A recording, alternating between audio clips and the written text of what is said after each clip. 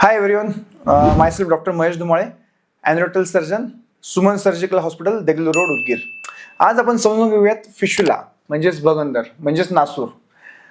रुग्ण जेव्हा ओपीडी मध्ये येतात तेव्हा खूप स्ट्रेसमध्ये असतात.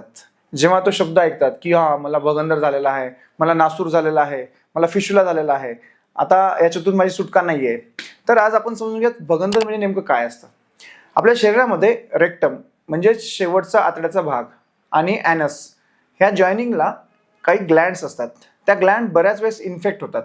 त्या इन्फेक्ट झालेल्या ग्लँड पुयसंचिती पुयस्त्राव निर्मिती करतात आणि गुदाशयाच्या बाजूला कुठेतरी पुयसंचिती होऊन अतिशय वेदना होऊन ती गाठ फुटते आणि रुग्णाला वाटतं की चला मला काहीतरी छोटंसं बॉईल किंवा केस्तूड झालेलं आहे आणि पुये त्यातून निघालाय, आता मी बरा झालो. पण ते तसं नसतं.